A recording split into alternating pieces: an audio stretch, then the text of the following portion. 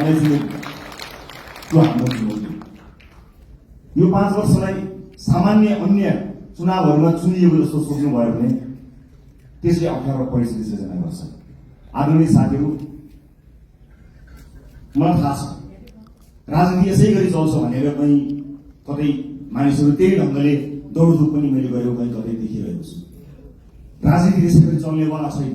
नथै कुनै पनि चिज हिजो जस्तो चल्नेवाला छैन। काँचुली फेर्ने, सर्वलकै काँचुली फेर्ने, सर्वलकै काँचुली फेर्नका लागि भनेर नेपाली जनताले हामीलाई त्यो अभिमत दिएका हुन्। हामी कानुन बनाउन आएका हौँ।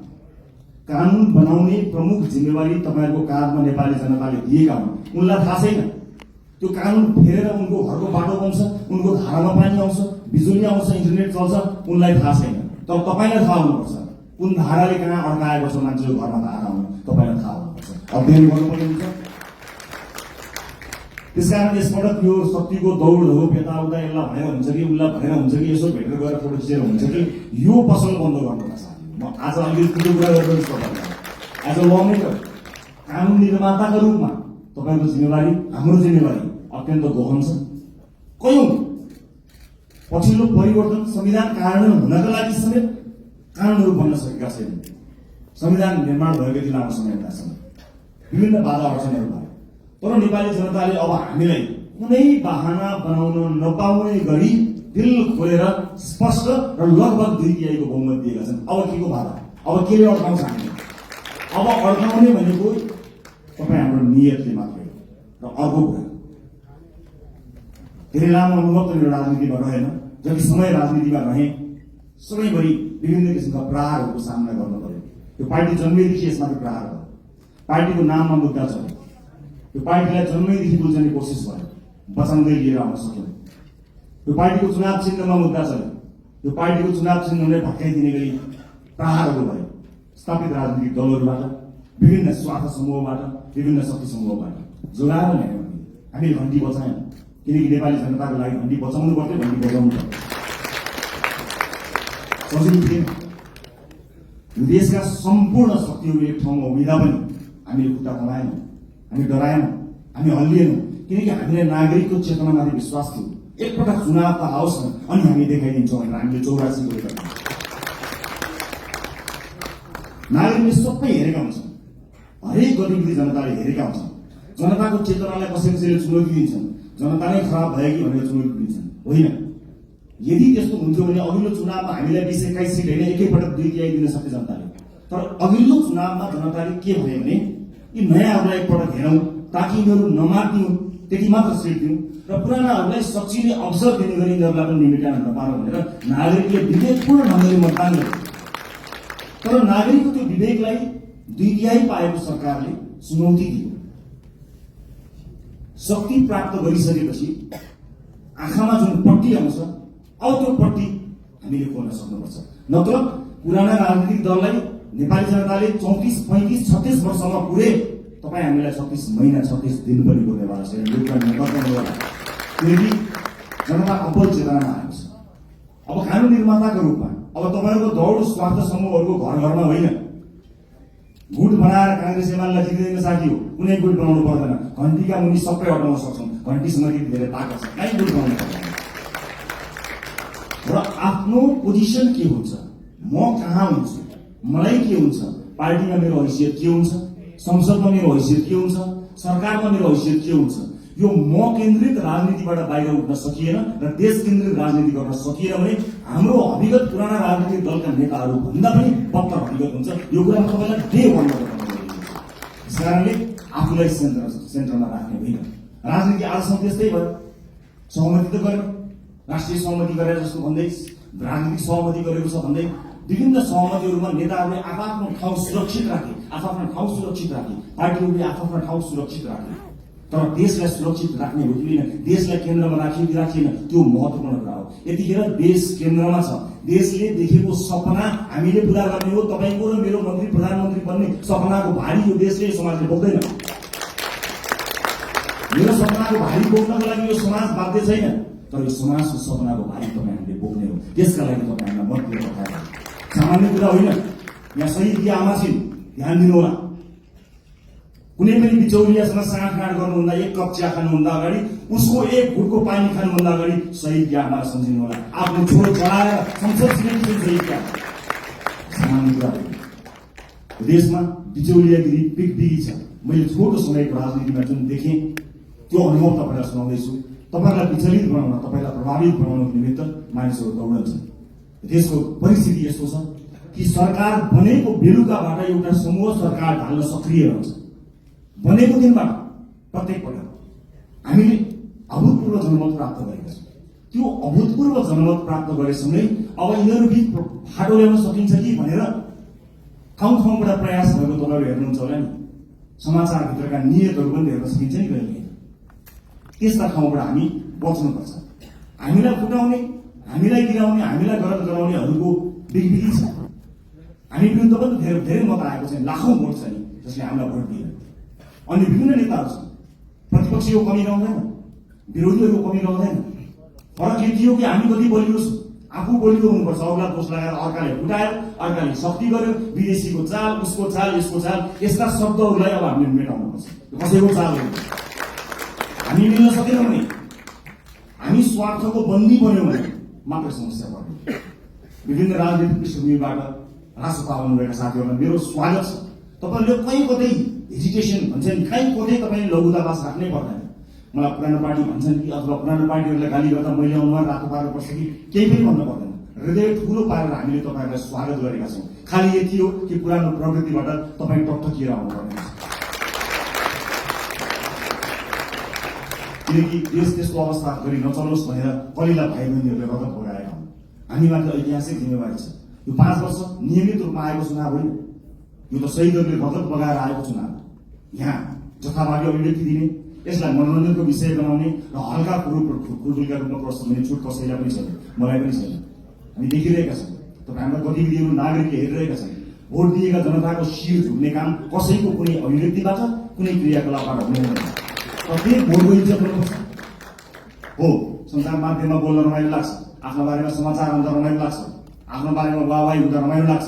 सञ्चारकर्मी साथीहरू पनि यही समाजका साथीहरू हुन्, उनीहरू मित्र हुन्। उनीहरूले कहिलेकाहीँ आफ्नो पक्षमा राम्रा कुरा लेखिदिँदाखेरि आफ्नो दङ्ग परिन्छ। तर त्योभन्दा अलिकति माथि हुनुपर्छ।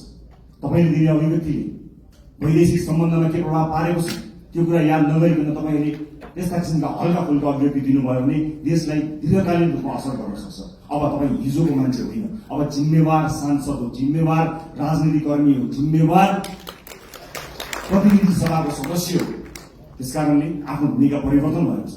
होइन जो कोहीलाई अझै पनि म अभियन्ता हुँ भन्ने लाग्छ, अझै पनि पुरानो पेसाकर्मी हुँ जस्तो लाग्छ, जो कोहीलाई म हिजोकै जस्तै भनौँ न यदि जिम्मेवार नभए पनि सार्वजनिक अभिव्यक्ति जस्तो दिन्छु त्यस्तै दिन्छु भन्ने जस्तो लाग्छ भने you are more than welcome to live this club. तपाईँको सांसदको भूमिकाबाट बाहिर जान सक्नुहुन्छ, केही पनि फरक पर्दैन। तर होइन, अब म जिम्मेवार हुँ। अब मेरो भूमिका फेरिएको छ। देशका कानुनहरू मैले फेर्नु पर्नेछ, कानुनहरूमा संशोधन ल्याउनु पर्नेछ, नयाँ कानुनहरू ल्याउनु पर्नेछ। मलाई मत दिएका जनताको घर घरमा खुसियाली आउनु पर्नेछ र मलाई मत दिएका जनताको चुनो बोल्नु पर्नेछ।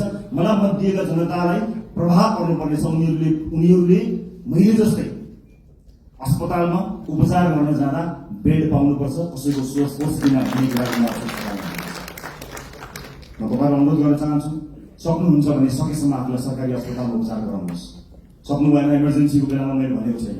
सक्नुहुन्छ सरकारी अस्पतालमा आफूलाई उपचार गराउनुहोस्। सरकारी सेवालाई चुस्त बनाउने हो। जनताका छोराछोरीहरूलाई जुन अप्ठ्यारो पर्छ तपाईँले मात्र सुविधा प्राप्त गर्नु जायज होइन। सक्नुहुन्छ भने म बाध्यताकारी तपाईँलाई भन्दिनँ, महसुस गर्न सक्नुपर्छ। र अर्को महत्त्वपूर्ण कुरा म यहाँलाई बताउँछु। राष्ट्रपति स्थापना भएको 3.5-4 वर्ष पनि भएको छैन। यस बिचमा हामी विभिन्न पृष्ठभूमिका साथीहरू जोडिएका छौँ। राष्ट्रपति त देशको अनुहार छ। अहिले जोडिएका साथीहरू यो देशको अनुहार, यही समाजबाट हामीले प्राप्त गरेका अनुहारहरू हो। हामीभित्र कसैको विवाद पनि होला, कसैको उच्च छवि पनि होला, कसैको सामान्य किसिमको सार्वजनिक जीवन होला, कसैको उच्च किसिमको सार्वजनिक जीवन होला, जे जस्तो भएका पनि।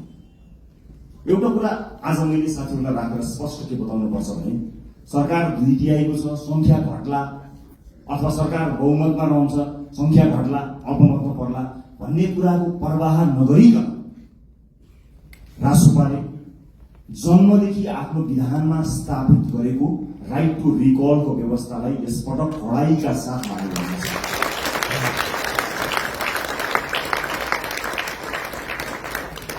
एउटा स्वतन्त्रता हुन्छ, एउटा अनुशासन हुन्छ, एउटा फ्रिडम र एउटा डिसिप्लिन। यस बीचको पातलो एउटा रेखा छ साथीहरू, त्यो रेखालाई हामीले ध्यान दिनुपर्ने हुन्छ। तपाईको स्वतन्त्रता हनन गर्ने पार्टीको कुनै पनि उद्देश्य छैन। पार्टी सभापतिका रूपमा मेरो कुनै पनि आपत्ति छैन, तपाईँ स्वतन्त्रताको सदुपयोग गर्नुहुन्छ, तर अनुशासित भएर। अनुशासनका लागि पार्टीले आफूलाई स्थापित गराउँछ। पार्टीले अनुशासनका विषयमा तपाईँहरूलाई कडाइका साथ पालना गराउनेछ। किनभने परिवार ठुलो भएको छ, अनुशासित हुन सकेनौँ भने त्यसले अर्कै किसिमको एउटा अराजकता सृजना गर्छ। अराजकतालाई हामी तथापि स्वीकार गर्न सक्दैनौँ। यसै पनि विभिन्न किसिमका अराजकताबाट समाज आक्रान्त भएको यो अवस्थामा हामीले अत्यन्त अनुशासित हुनुपर्नेछ। म अघि पछिभन्दा आज अलिकति फरक चुनिएको छु। तपाईँले महसुस गर्नुभएको छ होला, अलिअलि पढाइका कुराहरू गर्यो, अलिअलि कारवाहीका कुराहरू गर्यो, यसले राइट टु रिकलको कुराकानी गर्यो, अलिक खबरदारी गरे जस्तो गर्यो भन्ने कुरा तपाईँलाई लागेको होला। लाग्नुपर्छ तपाईँलाई, किनकि जुन आशा र अपेक्षाका साथ नेपाली जनताले भोट खन्याएर दिएका छन् नि, त्यो ठुलो जिम्मेवारीको महसुस तपाईँलाई प्रत्येक दिन हुनुपर्छ साथी, प्रत्येक दिन हुनुपर्छ। यो देश अहिले पनि बन्दैन भने कहिले पनि बन्दैन भनेर साथीहरूले भनेका छन्, हर ठाउँ भनेका छन्। तपाईँ भोट माग्न जाँदाखेरि आमा बाहरूले हुँदै के भनेका छन् तपाईँलाई थाहा छ? बाबु यो देश बचाऊ भनेका छन्। सुन्दाखेरि यो देश बचाऊ कति सामान्य कुरा पनि, कति गहन कुरो छ, कति गहिरो कुरो छ, कति ठुलो कुरो छ भन्नुहोस् त। यो देश बचाऊ हामी जस्ता सामान्य मान्छेको हातमा, निलो झन्डा फर्फराउँदै हातमा घन्टी बोकेर हिँडेका हाम्रा हातमा, हाम्रा काँधमा देशका ज्येष्ठ नागरिकदेखि बालक बालिकाहरूसँग यो देश बचाऊ भनिरहेका छन्। यो जिम्मेवारी ठुलो शक्ति हामीले प्राप्त गरेका छौँ। जति ठुलो शक्ति त्यति ठुलो जिम्मेवारी साथी हो। कृपया यो जिम्मेवारीको महसुस यहाँहरूले गर्नुहोला। म जहाँ जुन ब्याकग्राउन्डबाट आउनुभएको छ म सबैलाई स्वागत गर्न चाहन्छु। राष्ट्रभित्र सिङ्गो देशको अनुहार छ। यहाँ व्यापार व्यवसाय क्षेत्रका साथीहरू पनि हुनुहुन्छ, विद्यार्थी साथीहरू पनि हुनुहुन्छ, जेनजी पुस्ताका सबै साथीहरू हुनुहुन्छ, युवा साथीहरू हुनुहुन्छ, महिला साथीहरू हुनुहुन्छ, सीमान्तकृत वर्गलाई प्रतिनिधित्व गर्ने साथीहरू हुनुहुन्छ, सामाजिक अभियन्ता हुनुहुन्छ, कवि कलाकार मोडल रोल मोडल सबैजना हुनुहुन्छ, पूर्व प्रशासकदेखि लिएर सबैजना हुनुहुन्छ। यति ठुलो यो परिवारलाई समायोजन गर्नको निमित्त, यो परिवारलाई एउटै धारमा एउटै ट्र्याकमा लिएर जानको निमित्त अनुशासनको अत्यन्त ठुलो खाँचो हुन्छ। म साथीहरूलाई यति भन्न चाहन्छु, म तपाईँको मिडिया प्रेजेन्सप्रति कहीँ कतै दुःख मनाउ गर्दिनँ, तर आफू अभिव्यक्त हुनुभन्दा पहिला तपाईँले पार्टी पङ्क्तिसँग सल्लाह गर्नुहोला। तपाईँको सानो बोलीले मतदान गर्ने अर्को मानिसको चित्त नहोस्। तपाईँको सानो अभिव्यक्तिले देशका महत्त्वपूर्ण सम्बन्धहरूमा आँच नपुर्याओस्। देशका कयौँ गहन विषयहरू हुन्छन्, अर्थतन्त्र लगायतका विषयहरूमा तपाईँका हल्का टिप्पणीहरूले हामीप्रतिको आशा निराशामा बदलिन सक्छ। त्यसकारणले मैले एउटा अभिभावकको हिसाबले तपाईँहरूलाई सचेत गराउन खोजेको आजको यो भेटघाट कार्यक्रममा उपस्थित सम्पूर्ण साथीहरू। राजोपा परिवार विशाल परिवार भएको छ। यो सँगसँगै नेपाली नागरिकले हामीलाई ठुलो अभिमत दिनुभएको छ। यसको जगेर्ना गर्नु तपाईँ हाम्रो कर्तव्य हो। अब संसदको सेसन चलेभन्दा बाहेक तपाईँहरूको भेट जनतासँग हुनुपर्नेछ। आफ्नो निर्वाचन क्षेत्रमा निरन्तर खट्नुहोला। तपाईँको निर्वाचन क्षेत्रमा कुनै पनि मान्छेले दुःख पायो भने त्यसको सम्पूर्ण जिम्मेवारी तपाईँको हुनेछ, किनकि तपाईँलाई उसले जिताएर पठाएको हो, आफ्नो सुख पाउँछु भनेर पठाएको हो, तपाईँलाई सुख दिन होइन, तपाईँका माध्यमबाट मैले र मेरो परिवारले सुख पाउँछ होला भनेर तपाईँलाई भोट दिएर पठाएको। त्यसकारणले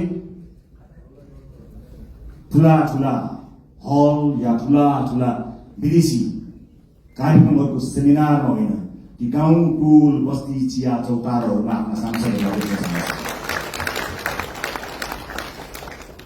हामी सांसद भयौँ भन्दैमा त्यो सांसद भएको ब्याचले या त्यो सर्टिफिकेटले एकाएक ज्ञान दिने होइन, अध्ययनको आवश्यकता पर्छ, ज्ञानको आवश्यकता पर्छ।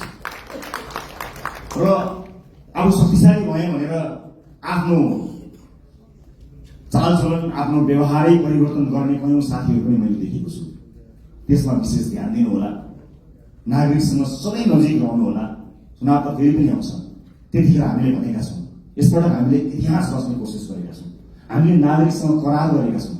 नागरिक हामीलाई भोट हाल्न तयार थिए, तर पनि हामीले अतिरिक्त प्रतिबद्धता किन गऱ्यौँ भने हामी कमिटेड छौँ। यसपटक परिवर्तन गरेरै छाड्ने हो, यसपटक खाँचुले फेर्दै छाड्ने हो भनेर हामीले नागरिकसँग करार गरेका छौँ। त्यो करारका अक्षर अक्षर पढ्नु होला। र तपाईँहरूमध्ये कोही यही भएकै हलहरूमध्ये नै कोही न कोही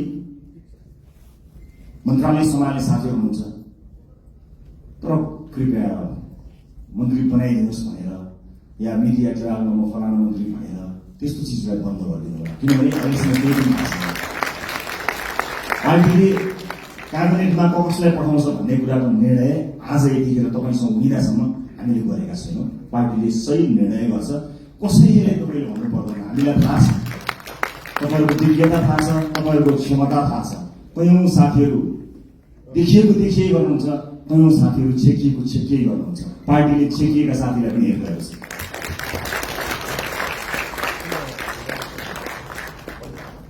कहिलेकाहीँ कसैले जति देखाउँछु भने पनि देखिँदैन, कसैले लुकाउँदा पनि देखिन्छ। क्षमता भन्ने कुरा त्यस्तो हुन्छ। त्यस कारणले कतिपय अलि बढी चर्चामा आएका साथीहरू र चर्चामा आउन नपाएका साथीहरू सबैलाई पार्टीले हेरेको छ। कयौँ विषयका विज्ञ साथीहरू हुनुहुन्छ। म सञ्चारकर्मी साथीहरूलाई के पनि अनुरोध गर्न चाहन्छु भने सार्वजनिक चासो र सार्वजनिक छविमा आइसकेका भन्दा पनि राष्ट्रसभाभित्रका 101 विज्ञ साथीहरू यो हलभित्र हुनुहुन्छ। अलिकति क्यामेरालाई फोकस गर्नुभयो, अलिकति tilt down tilt up left right गर्नुभयो भने यो हलभित्र 101 विज्ञ साथीहरू हुनुहुन्छ है साथीहरू। त्यस कारणले आम नागरिकलाई ती साथीहरू बारे पनि जानकारी दिइदिनु होला है। चलेका, देखिएका, सुनिएका साथीहरू त सबै हुनुहुन्छ, त्यहाँतिर पनि अलिकति ध्यान दिनुहोस् ताकि नागरिकले थाहा पाउन् कि राष्ट्रवादीहरू यस्ता मान्छेहरू पनि रहेछन् भन्ने कुरा। यो मेरो सञ्चारकर्मी साथीहरूको उल्लेख्य उपस्थिति भएको हुनाले मेरो विनम्रपूर्वक यहाँहरूलाई गरिएको अनुरोध हो।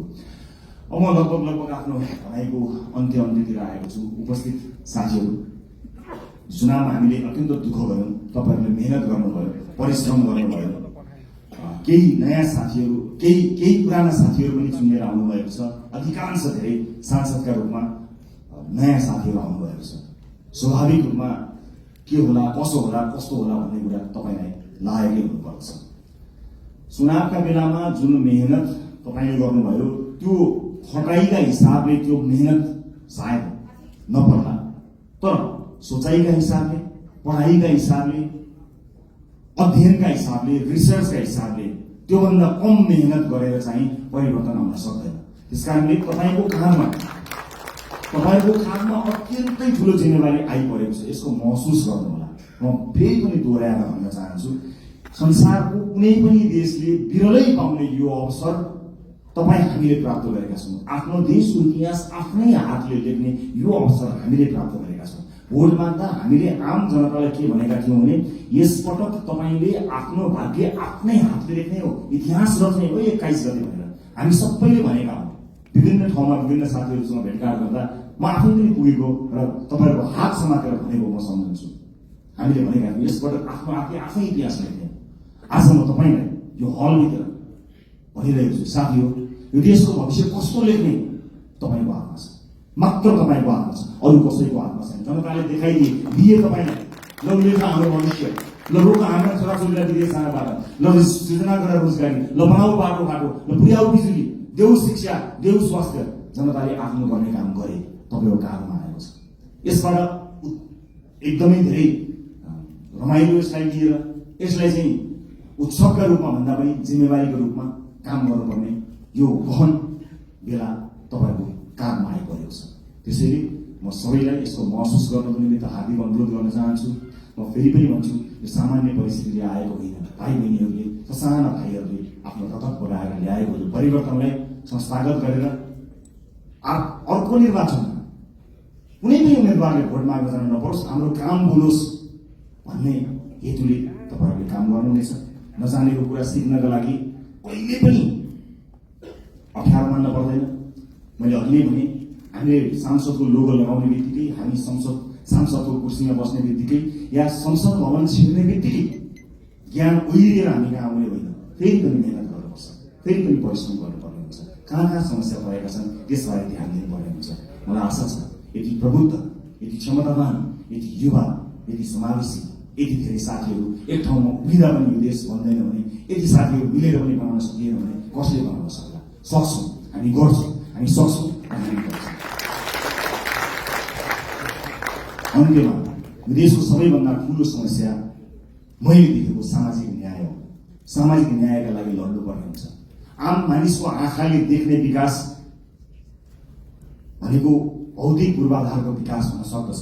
ठुला ठुला बिल्डिङ, चिल्ला सडकहरू विकासका सूचक हुन सक्दछन्। मलाई सोध्नुहुन्छ भने मेरा लागि विकासको सूचक भनेको सामाजिक न्याय हो, सोसियल जस्टिस। जुन समाजमा न्याय छैन, जुन समाजमा विवेक छ, त्यो समाज मान्छे बस्ने समाज होइन। मान्छे बस्ने समाजका लागि हामीले मान्छे बस्ने समाज जस्तो बनाउनु पर्ने हुन्छ। सामाजिक न्यायका लागि अब तपाईँ हामीले पैरवी गर्नुपर्ने हुन्छ। राष्ट्रपाले चाहेर पनि कयौं साथीहरूलाई जोड्न सकेन। हामी समावेशी हुन चाहन्थ्यौँ। हुन त तुलनात्मक रूपमा राष्ट्रपाले अन्य राजनीतिक दलभन्दा धेरै महिला साथीहरूलाई उठायो, तर यो पर्याप्त होइन। म दुःखका साथ क्षमा याचना गर्दै भन्छु, हाम्रो पार्टीभित्र राई लिम्बू समुदायको प्रतिनिधित्व यो पार्टी प्रतिनिधि सभा हुन सकेन। सभापतिका हिसाबले म क्षमा माग्न चाहन्छु र म विश्वासका साथ भन्न चाहन्छु आगामी दिनमा समावेशिताको यो महत्त्वपूर्ण कडीलाई प्राथमिकताका साथ अगाडि राखेर अगाडि बढ्नेछौँ। म विश्वास गर्न चाहन्छु। यही हलबाट तपाईँहरू भोलि मन्त्रीका रूपमा आसीन रहनुहोला। म तपाईँलाई स्पष्ट पार्न चाहन्छु, तपाईँले शक्ति आर्जन गरेर भोलि बजेटमा आफ्नो क्षेत्रमा बजेट सोरेर लानुभयो, कर्णालीलाई रहनु भयो, मधेसलाई रहनु भयो, सुदूरपश्चिमलाई रहनु भयो भने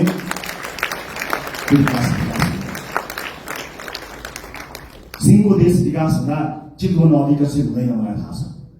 त्यसकारणले हाम्रो ध्यान सिङ्गो देशको विकासमा जाने हो, क्षेत्रगत कुरामा होइन। यद्यपि कतिपय क्षेत्रहरू अत्यन्त संवेदनशील हुन्छन्, कतिपय चिजहरू महत्त्वपूर्ण हुन्छन्। जिल्लामा कतिवटा पुल भने मैले कतिवटा पुल लिएर गएँ, मैले कति किलोमिटर बाटो आफ्नो क्षेत्रमा फिक्स गरेँ भन्ने कुराले तपाईँलाई कीर्तिमानी बनाउँदैन। मैले अघि भने जस्तै कर्णालीमा बाटो पुग्यो कि पुगेन, कर्णालीमा अस्पताल बन्यो कि बनेन, कर्णालीमा सुत्केरी आमाले बाटोमा मृत्युवरण गर्न पर्यो कि परेन, मधेसमा शिक्षाको उज्यालो पुग्यो कि पुगेन, स्वच्छ खानेपानी पुग्यो कि पुगेन, बालबालिकाहरूले पोषण पाए कि पाएन। विकासको सूचक हो। तपाईँ हामीले सोचेको विकास यही हुनुपर्नेछ। अर्को पटक मैले चुनावमा बाटो लगिनँ भने, मैले अर्को पटक चुनाव जित्दिनँ भनेर तपाईँले आजदेखि लाग्नु भयो भने मैले फेरि पनि राइट टु रिकलको व्यवस्था गर्नुपर्ने हुन्छ। साथीहो, एउटा चुनावबाट अर्को चुनावका लागि होइन, एउटा पुस्ताबाट अर्को पुस्ताका लागि लडेका हो। अर्को चुनाव जितौँ नजितौँ त्यो सरकारको विषय भएन, तर अर्को पुस्ताले हार्नु हुँदैन। साथी, धेरै पुस्ताले हारिसकेपछि हामी एउटा आशा अपेक्षाको दियो बाल्न सफल भएका छौँ। यसलाई निर्णय नदिनु होला। सभापतिका रूपमा म तपाईँहरूसँग सधैँ छु। म लोकतान्त्रिक पद्धतिलाई विश्वास गर्छु। वर्तमान व्यवस्था, वर्तमान संविधानप्रति प्रतिबद्ध छु। शासकीय स्वरूपमा सामर्थ्य पुग्दा केही न केही सुधार चाहिएको छ भन्ने कुराको हामीलाई हेक्का छ। तर वर्तमान व्यवस्था, वर्तमान परिवर्तन, वर्तमान संविधानप्रति हाम्रो प्रतिबद्धता डगमगाएको छैन, डगमगाउनेवाला पनि छैन र यहाँहरूले पनि त्यसलाई डगमगाउन दिनु छैन भन्ने विश्वास गरेको छ। इतिहास रचनामा एउटा मान्छे, एउटा नेताको हात हुँदैन, एउटा पार्टीको हात हुँदैन। इतिहासको कालखण्डदेखि यहाँसम्म विभिन्न पुराना राजनीतिक दल र नेताहरूले त्याग र तपस्या गरेर आज हामीलाई यो दिन ल्याउनु भएको छ। उहाँहरूका कयौं व्यक्तिहरूप्रति हाम्रो प्रश्न हो, तर इतिहासले उहाँहरूले दिनुभएको योगदानलाई नजरअन्दाज गर्ने, त्यसलाई अपमानित गर्ने हक हामी कसैलाई पनि छैन। म ससम्मान इतिहासमा उहाँहरूले दिनुभएको योगदानका लागि उहाँहरू सबैलाई स्मरण गर्न चाहन्छु। पुराना राजनीतिक दल, पुराना सम्पूर्ण नेतागणहरूलाई म यही मञ्चबाट धन्यवाद दिन चाहन्छु र म यति भन्न चाहन्छु, इतिहास तपाईँले लेख्नुभयो, भविष्य हामी बनाउँछौँ। हाम्रा विद्युतीमा कुनै पनि राजनीतिक दल र विपक्षीहरूप्रति कटाक्ष भयो भने त्यो अनर्थ हुन जानेछ। आज विजयको उन्मादमा हाम्रा समर्थक साथीहरूले विजयी भएका कारण, अत्यधिक मत आएका कारण विपक्षीहरूप्रति विभिन्न माध्यमहरूमा, सञ्चार माध्यम लगायत सार्वजनिक माध्यमहरूमा जुन ढङ्गले अभिव्यक्ति दिइरहनु भएको कता कता देखिएको छ, त्यो कदापि स्वीकार्य छैन। विजेता हुनुको अर्थ जिम्मेवार हुनु हो, विजेता हुनुको अर्थ छाडा हुनु होइन।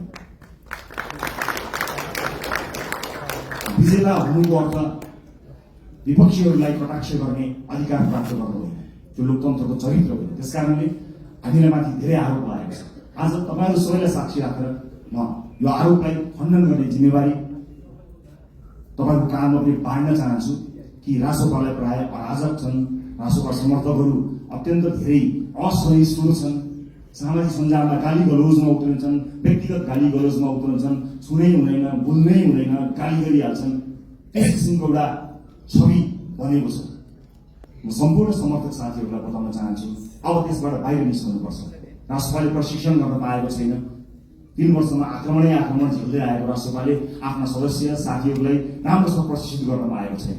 तर यही समाजका पात्रहरू भएको हुनाले तपाईँले समाजका विभिन्न तहर तबकामा लिनुभएको प्रशिक्षणले तपाईँको व्यक्तिगत आचरणलाई देखाउँछ। त्यसकारणले सम्पूर्ण राष्ट्रपा समर्थक साथीहरूलाई म जिम्मेवार भएर अभिव्यक्त हुन सामाजिक सञ्जाल, सामाजिक प्लेटफर्महरूमा, सार्वजनिक प्लेटफर्महरूमा अत्यन्त जिम्मेवार भएर प्रस्तुत हुनको लागि अनुरोध गर्न चाहन्छु। यो राष्ट्रपाले जितेको होइन, यो देशले जितेको हो। हामीले राष्ट्रपाको माध्यमबाट देशले जितोस् भनेर आम नागरिकले हामीलाई भोट दिएका हुन्। त्यसकारणले यो जित केवल राष्ट्रपा समर्थक, राष्ट्रपा भोटरको मात्र होइन, यो जित सम्पूर्ण देशको हुनुपर्नेछ। त्यसका लागि तपाईँ हामीले काम गर्नुपर्नेछ। अबको 5 वर्ष सहज हुनेवाला छैन। हिजोका सांसदहरूको जस्तै गतिविधि या हिजोका मन्त्रीहरूको जस्तै गतिविधि र तिनै निरन्तर त्यही चिजको निरन्तरता यो हो भने जो कोहीलाई परेको छ भने कृपया त्यो होइन। अति संवेदनशील समयमा अत्यन्त धेरै मेहनत गर्नुपर्ने समयमा हामी उभिएको हुनाले फेरि पनि तपाईँहरूलाई मेहनतका साथ अगाडि बढ्नको लागि म हार्दिक अनुरोध गर्न चाहन्छु। अन्त्यमा निर्वाचन जित्नका लागि पार्टीका विभिन्न तह र तबकामा रहेर काम गर्नुहुने सम्पूर्ण साथीहरूलाई म धन्यवाद दिन चाहन्छु। समानुपातिक साथीहरूलाई कतिपय मानिसहरूले तिमीहरू त समानुपातिक हो, प्रत्यक्ष होइनौ भनेर अलिकति फरक ढङ्गले हेर्न खोजेको देखिन्छ। म त्यसलाई विभेद भन्छु। म त्यसमा विभेद पार्टीभित्र नहोस् भन्ने चाहना राख्न चाहन्छु।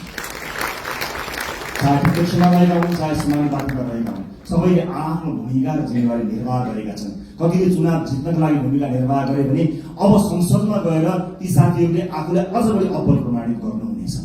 हरेक पेसा, व्यवसाय, क्षेत्र, लिङ्ग सबैको प्रतिनिधित्व गरेर विशाल राष्ट्रपा परिवारमा आउनुभएका तपाईँ साथीहरूलाई सुपर लास्ट एउटै कुरा के भन्छु भने हामी समय र परिस्थितिले एक ठाउँमा जोडिएका हौँ। हामी यो राजनीतिक दल थिएन, हामी यहाँ गोलाकार हुने थिएनौँ भने अलग किसिमका मानिसहरू थियौँ। हाम्रा साथीभाइ अलग थिए, हाम्रो सङ्गत अलग थियो, हाम्रो काम अलग थियो, हाम्रो पेसा अलग थियो। तर परिस्थितिले हामीलाई यहाँ जोडेका, हामीलाई जोडेको, जोडिसकेपछि एज अ टिम प्लेयर एउटा सामूहिक खेलाडीका रूपमा तपाईँ हामीले काम गर्नुपर्नेछ। व्यक्तिगत रूपमा कसैको आचरण, बानी व्यवहार, स्वभाव हामीलाई मन पर्नु नपर्नु बेग्लै कुरा हो। तर यतिखेर हामीले हेर्ने भनेको देशको संविधान हो, संसदको नियमावली हो, पार्टीको विधान हो। तपाईँलाई व्यक्तिगत जीवनमा जुन किताब पढ्न मन लाग्छ पढ्नुहोस्, तर हामीले पढ्ने यिनै किताबहरू हुन्। यिनै किताबभित्र हामी एकबद्ध भएर देशको संविधान मानेर, पार्टीको विधान मानेर, विभिन्न नियमावलीको अधीनमा रहेर एकै ठाउँमा एउटा टिम भएर काम गर्नुपर्नेछ। त्यसकारणले व्यक्तिगत इच्छा आकांक्षा, व्यक्तिगत लाइक डिसलाइक, व्यक्ति मन पर्ने मन नपर्ने कुराहरू गौण रहन्छन्। मैले अघि पनि भने तपाईँको चाहना, तपाईँको सपनाको भारी यो देशले बोक्ने होइन, वर्षौँदेखि यो देशले देखेको सपनाको भारी तपाईँ हामीले मिलेर बोक्ने। कयौँ व्यक्तिगत जीवनमा मन नपरेका साथीहरू पनि कता कता घुम्दै फिर्दै यहीँ आएर ठोकिएका पनि हुन सक्दछन्। यतिखेर हामीले आफ्नो विवेकको अत्यधिक प्रयोग गरेर मुलुक र जनताप्रति वफादार, इमान्दार र जिम्मेवार भएर काम गर्नुपर्नेछ। म यहाँहरूको सुखद राजनीतिक भविष्यको शुभकामना व्यक्त गर्न चाहन्छु। फेरि पनि निर्वाचनलाई यति ठुलो परिणाममा ल्याउनका लागि काम गर्नुहुने पार्टीको अग्रपङ्क्तिमादेखि अन्तिम पङ्क्तिसँग काम गर्नुभएका सम्पूर्ण साथीहरूलाई धन्यवाद दिन चाहन्छु। मतदाता साथीहरूलाई धेरै धेरै धन्यवाद दिन चाहन्छु। देशका निजी क्षेत्रलाई म आश्वस्त पार्न चाहन्छु कि तपाईँहरू कहीँ कतै पनि विचलित नहुनुहोला। तपाईँहरूले निर्धक्कसँग काम गर्न सक्ने वातावरण हामी बनाउँछौँ। विदेशमा लगानी ल्याउनको निमित्त विदेशमा रहेका नेपाली डायस्पोराका साथीहरूलाई म यही मञ्चबाट आह्वान गर्न चाहन्छु, आउनुहोस्, मिलेर काम बनाऊ। देश निर्माणको यो महान अभियानमा तपाईँको साथ हामीलाई चाहिएको छ। सँगै मिलेर हामी त्यति बसाल्ने सङ्कल्प गर्न सक्छौँ। अन्तर्राष्ट्रिय समुदायलाई पनि म यति भन्न चाहन्छु कि नेपाल लगानी गर्नका लागि सुरक्षित देश छ। तपाईँ र तपाईँको लगानी यो देशमा सुरक्षित हुन्छ। निर्धक्क हुनुहोला, कुनै किसिमको बाधा अड्चन हुने छैन। तपाईँलाई कुनै अमुक नेता वा पार्टीले संरक्षण गर्दैन, तपाईँलाई देशको नीतिले, हाम्रो नीतिले संरक्षण गर्नेछ। नीतिगत रूपमा तपाईँ संरक्षित हुनेछौँ। देशको विश्वविद्यालयहरूले काँचुली फेर्नुपर्नेछ, उद्योग कल कारखाना चल्नुपर्ने हुनेछ, देशमा काम धन्दा निरन्तर चल्नुपर्नेछ, इम्प्लोइमेन्ट क्रिएट गर्नुपर्नेछ। यी यावत जिम्मेवारीहरू पूरा गर्नको निमित्त हामी सक्षम भएर काम गर्नेछौँ। मुलुक नयाँ मान्छेहरूको हातमा गयो, कहीँ अप्ठ्यारोमा पर्छ कि लोकतन्त्रको खतरामा पर्छ कि कहीँ कतै अलिकति अन्यायवाद आउँछ कि जस्ता जुन शङ्का भ्रम या आशंकाहरू कतै कतै भएको छ, म सबै चासो राख्ने सरोकार राख्ने सबैलाई बताउन चाहन्छु कि मुलुक राम्रो हातमा छ। We will handle it with care. हामी यसलाई एकदमै केयरफुली जनताले दिएको मतलाई अत्यन्त प्रेमका साथ, अत्यन्त सौहार्दका साथ, करुणाका साथ र अत्यन्त चुनावको भएर हामी काम गर्नेछौँ। सुशासनमा नयाँ मानक स्थापना हुनेछ र मुलुकलाई आर्थिक समृद्धिको बाटोमा हामी निरन्तर लिएर जानको निमित्त अहोरात्र काम गर्नेछौँ। हस्, त्यही पनि यहाँलाई यो उपस्थितिका लागि, यो विजयका लागि र यो प्रतिबद्धताका लागि धेरै धेरै धन्यवाद दिन चाहन्छु। तपाईँ हामी सबैको जय होस्। जय देश, जय मन्त्री।